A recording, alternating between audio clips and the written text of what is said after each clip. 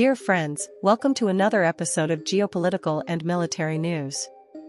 In this video, we will discuss the Kh-69, Russia's invisible missile, one of the most advanced in the Russian arsenal of cruise missiles that is terrorizing Ukraine. After the end of World War II, the Soviets were very enthusiastic about German V-1 technology, known as the German flying bomb and seen as the world's first cruise missile.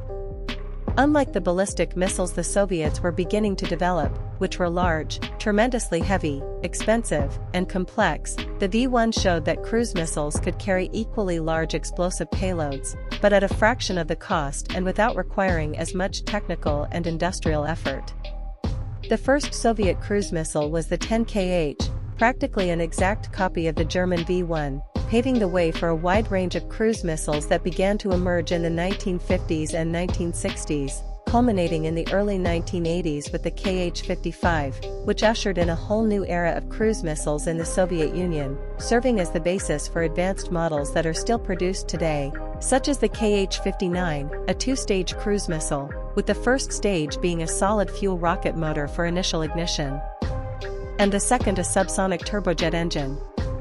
Thanks to its large payload capacity and precision, it was widely produced and even sold to other countries in the 1980s and 1990s, being used extensively in all wars in which Russia was involved, such as in Afghanistan in the 1980s, Chechnya in the 1990s, Georgia in 2008, and even in Ukraine since 2022, where it has been used since the beginning of the invasion, with Ukrainians finding debris in practically every major Russian missile airstrike, indicating that the Kh-59 is now one of the main Russian cruise missiles in Vladimir Putin's arsenal. But despite all its lethality and, above all, its reliability, the Kh-59, even in its modernized version, is seen as obsolete in many aspects, particularly in terms of stealth, maneuverability, and precision. And it was with the aim of addressing these shortcomings that, in 2021, shortly before the Russian invasion of Ukraine, Russia began work on the Kh-69. The missile's development was entrusted to Raduga, a well-known manufacturer of iconic missiles. Basically, they took the Kh-59-2 Malawian Quachas version and improved its engine, increasing its range to an estimated 400 kilometers, and built an entirely new stealthy airframe, aiming to make it more difficult to detect by radars. All other characteristics of the Kh-59-2 Malawian Quachas remain unchanged, with the Kh-69 capable of carrying an explosive payload of up to 300 kilograms, with a maximum subsonic speed of just over 1,000 kilometers per hour and a minimum altitude of 20 meters. This combination of factors, a speed of 1,000 kilometers per hour and a very low flight altitude, makes it very difficult to intercept by ground-based air defenses, as the missile appears and disappears from the skies in a matter of seconds, making it impossible to properly lock onto the target.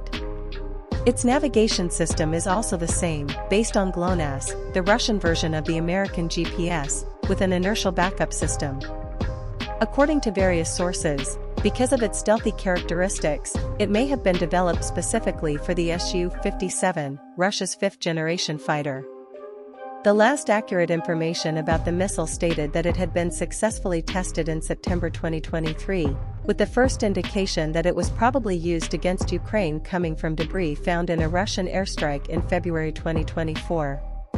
The development of the Kh-69, with stealth characteristics, is Russia's response to Western air defenses sent to Ukraine. According to data provided by the Ukrainian armed forces, on average 70% to 80% of Russian cruise missiles are shot down in flight, a rate considered very high, forcing Russia to carry out attacks with dozens of missiles simultaneously so that only 2 or 3 hit the target. But with stealthy missiles like the Kh-69, this casualty rate promises to decrease, allowing Russia to launch fewer missiles in each attack. There are still no details on the level of Kh-69 production, but considering its apparent success in Ukraine, it will likely receive priority for mass production. If you enjoyed the video, please leave a like and subscribe to help the channel grow. Until next time.